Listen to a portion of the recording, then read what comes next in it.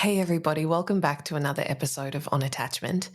In today's episode, we are talking about what to do when your partner pulls away or withdraws.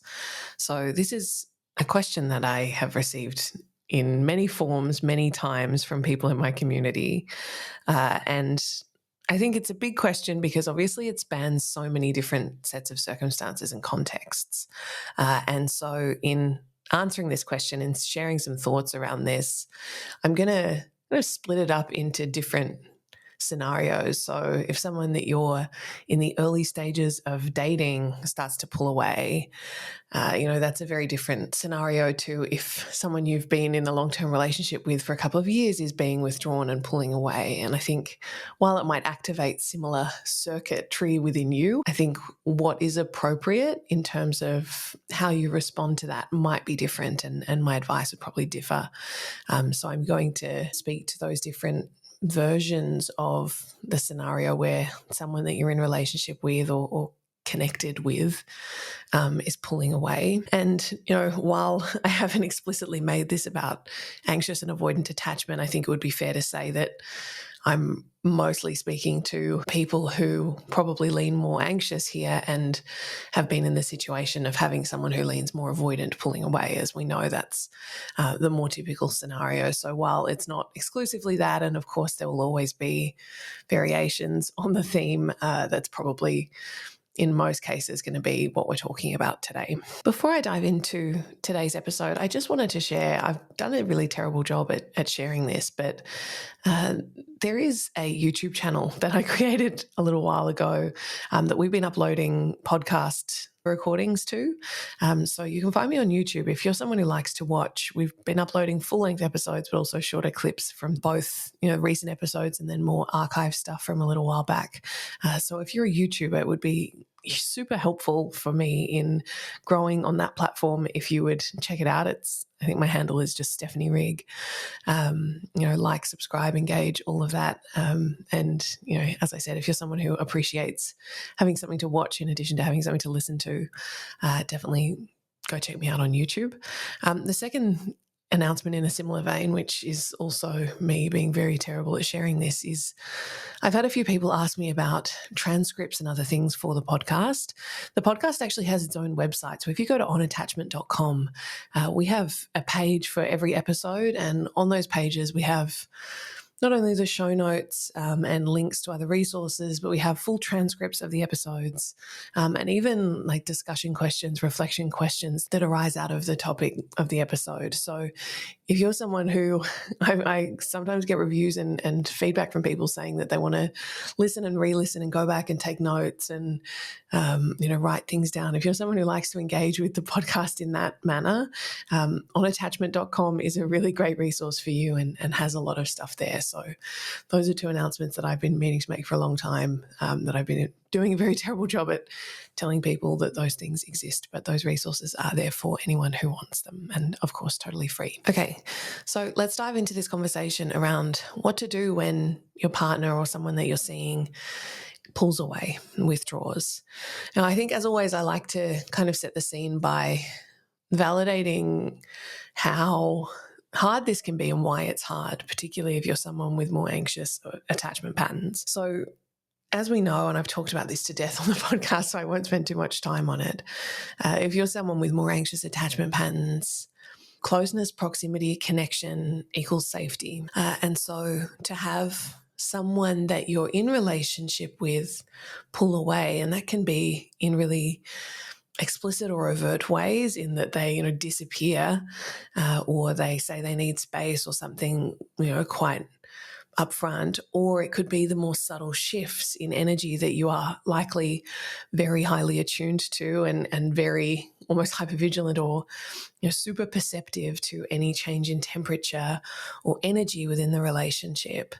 That's likely to send your system into some level of disarray, because we know that any kind of loss of connection or shift in connection feels like a precursor to abandonment, rejection, aloneness in a way that is likely to be really triggering and upsetting and stressful for you. And so you might notice that at the slightest hint of disconnection, your system goes into, full on, I need to fix this mode, whether that's by trying to close the gap or testing or probing, or, if you've got an inkling that something's wrong, then, asking your partner a million times, what's wrong? Are you sure nothing's wrong? Really seeking that reassurance. And that can be in and of itself a really stressful experience for you. Now, adding to that, if someone really is pulling away and you feel increasingly sort of powerless and stressed and overwhelmed, obviously that's not a nice place to be. And you probably don't need me to tell you that continuing to sort of grab at someone, whether literally or figuratively, pushing them away is often what ends up happening when that's the opposite of what we want to do. We're actually trying to get some safety for ourselves, but the way that we go about it will often have the effect of pushing someone further away when they're already disengaging for whatever reason. So, as I said in the introduction, I think it's useful to delineate here between different sorts of circumstances, because, if my partner of several years is being withdrawn, then obviously I'm going to approach that in a very different way to if I was, chatting with someone who I'd been on 2 dates with and they started to pull away or send mixed messages. And I think that, to lump them all in the same category would be reductive and probably unhelpful. So I'm going to start by talking about the more casual situation where, in a dating context, if you've connected with someone, maybe you've been chatting a lot, maybe like you're really, really excited and it feels really good and you've been on a couple of dates, maybe you've even, slept together or whatever, but like it's feeling like there's momentum there. And then suddenly things start to shift and they start to be a little distant. They start to pull away. Maybe they're less available. They're suddenly making excuses for why they can't see you. The tone of their messages changes, all of those sorts of things, which unfortunately I think happens quite a lot. And I'm sure a lot of you are nodding your head and feeling quite seen by that situation, because I know that, in the dating world, it is unfortunately quite common for people to pull away without necessarily directly communicating. And as I said, all of that is likely to really be very jarring and quite distressing for you, particularly if you're someone with more anxious attachment patterns, whose tendency, I suppose, is to internalize all of that and go, what have I done wrong? Did they decide they didn't like me? What changed? And kind of go into overdrive trying to find the answers to that and reverse engineer a solution. And oftentimes that revolves around how can I change myself or make them like me again. And so it becomes this attempt at earning someone's approval, working really, really, really hard to restore whatever connection was there that feels like is slipping away from you. So what do you do in that situation where someone who you've kind of been casually seeing, or there's been, the early stages of a connection with, starts to be a bit distant and pulling away? So I think that you're probably not going to like this answer, because it's not an answer that is like a hack to get them to re-engage, right? But there's a few pieces here that I want to point to. And I think one of them is just communicate. And, I think you can name what you're feeling without going too overboard with it or being too grave or serious. You can simply call out, hey, it feels like you've been a little withdrawn the past few days, weeks, whatever is appropriate. Just wondering whether everything's okay. Wanted to check in and let me know, how you're feeling or whether you'd like to chat. And I think that you can generally gauge from someone's response to something like that where they're at. And if they come back with more kind of flakiness or distance, then that's probably very telling.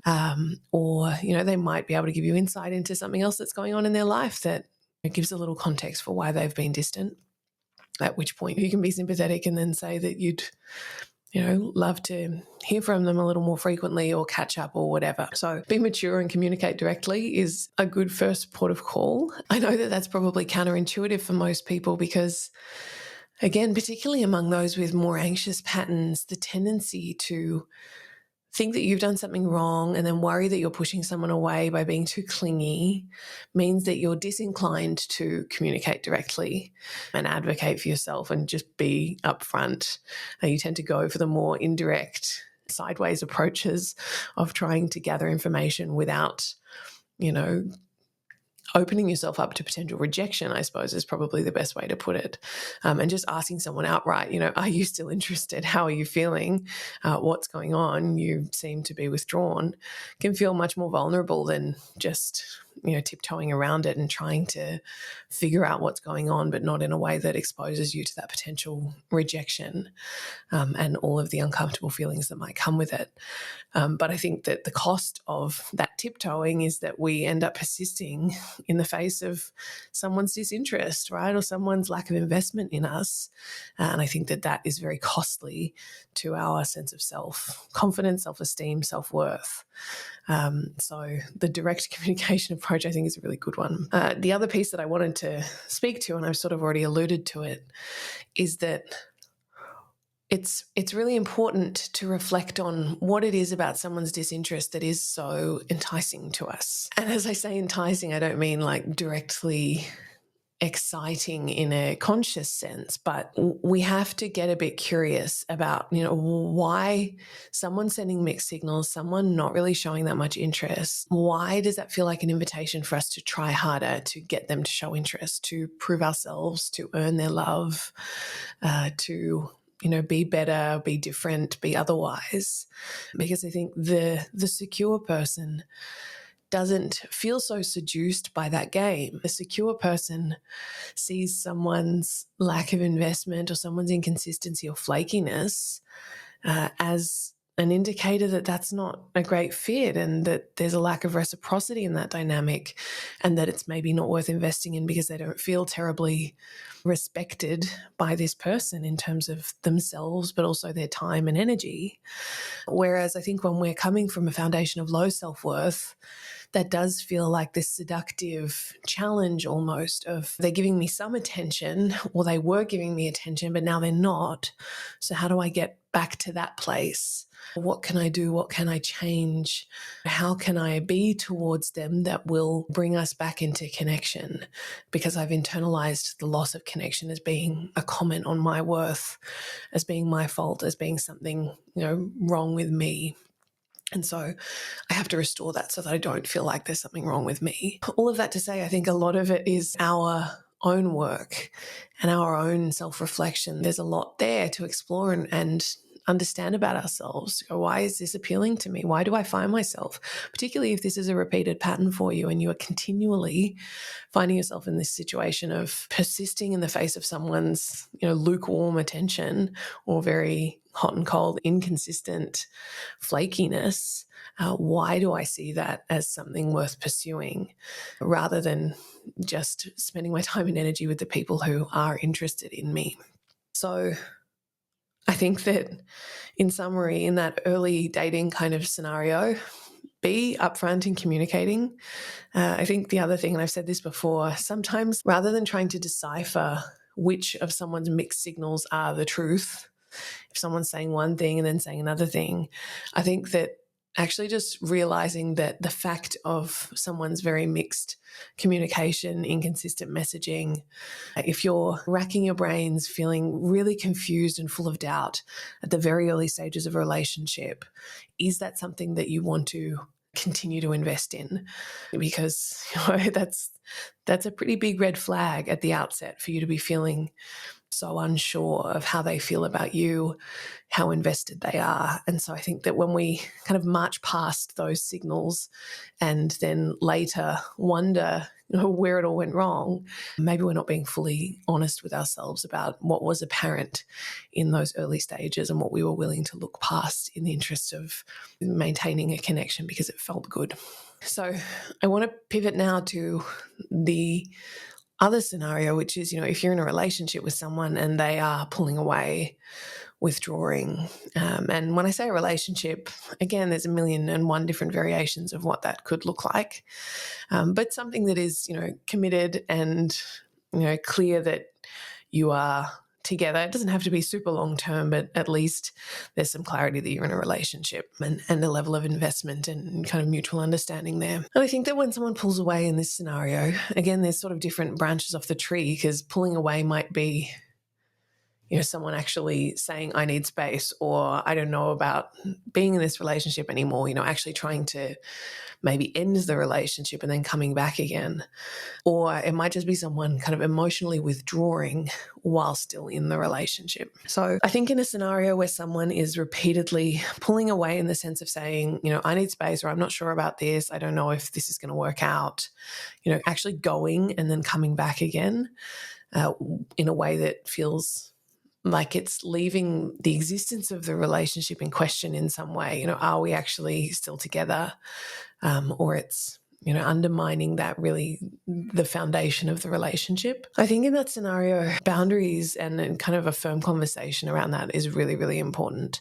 I've said this before. I think threatening a breakup or having cycles in a relationship where you repeatedly break up and get back together is just so detrimental. It's virtually impossible to build a secure relationship where that is a theme that is recurring particularly in your conflicts. If that's always on the table, or, if that's where things escalate to every time they escalate, then it's impossible to have any emotional safety. It's impossible to have, really vulnerable conversations, because there's always this existential threat looming over the relationship. And so it's really easy to go, I don't want to say that thing because I don't want it to escalate in that direction, because I don't want to lose the relationship. And so I think it creates this culture inside a relationship of suppression and hiding and tiptoeing, followed by these big blowouts and then no adequate repair. And it really is very, very hard to build anything sustainable or healthy from that place. So if it were me and my partner were going through cycles of saying,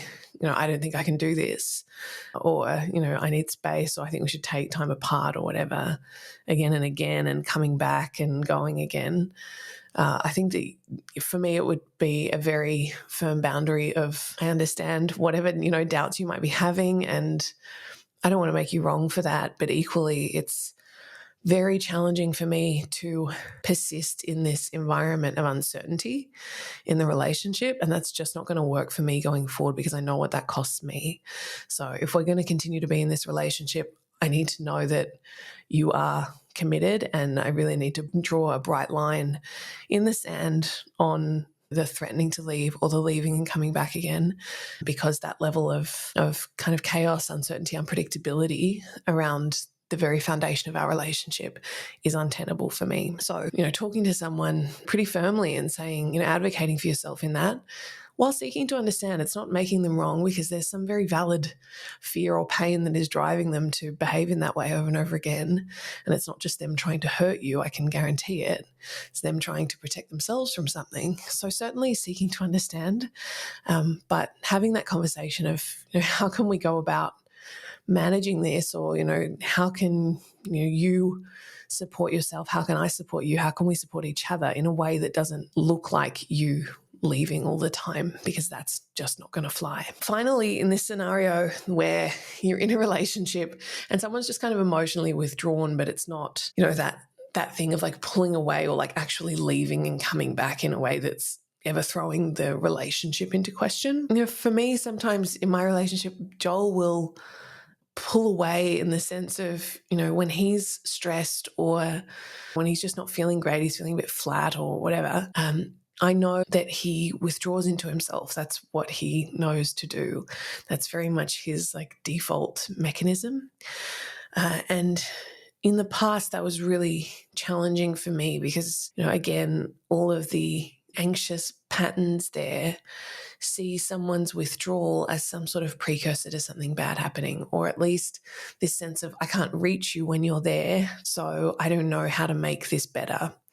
And feeling like you don't know how to make something better when someone else's pain feels like it's threatening the connection, that can feel very out of control. And you can feel like you kind of have your hands tied and someone has put themselves behind a brick wall and you don't know how to reach them and you don't know what to do about it. And you can feel really powerless and, feeling bad for them that they're in that experience, but also kind of selfishly not knowing how to make it better for yourself when you feel like you're comfort and security is tied to some level of harmony and connection. So that used to be really challenging for me. It still is sometimes. I don't love it when he withdraws into himself. But I think we've gone to a place now where I can kind of trust in his ability to manage that. And I know that it's not about me. I know that that will pass and that I can, offer a level of support without needing to rush in to try and fix it. And funnily enough, my, giving him space to be in his process typically means he comes out of it much more quickly and easily than if I'm kind of hovering around and trying to, probe or fix or make it go away. Because I think that from his perspective, when he's withdrawn into himself, it's because he doesn't want to kind of inflict his internal state onto me, and he's kind of doing that as a way to not only protect himself but also protect me from whatever's going on. So, having had conversations around that and, having a level of, for me, self-regulation and ability to just, take care of myself when he's a little withdrawn or flat or moody or those things without spiraling into making it about me or needing to fix it. Actually just going and doing my own thing and trusting that it will pass has been really, really effective. And I think that that's kind of good advice in many cases in this scenario where it's not like something really tumultuous is happening, but your partner's just a little bit withdrawn or pulling away, maybe unavailable for connection or a little bit kind of moody or irritable or just going through their own stuff in a way that leads them to pull away from you a bit. I think that trusting in the macro picture of the relationship rather than fixating on micro moments of disconnection and urgently needing to fix them, rushing in. I think that can be really supportive for both of you. And, I say both of you because I think having that practice of I can be fine even if I'm not connected to you right in this moment. There are plenty of things that I can offer to myself that are really resourcing, that I can, go and spend time alone or with other people or do things and not allow my mood and my state to be tethered to yours in a way that, I feel really off center because you're not 100% yourself.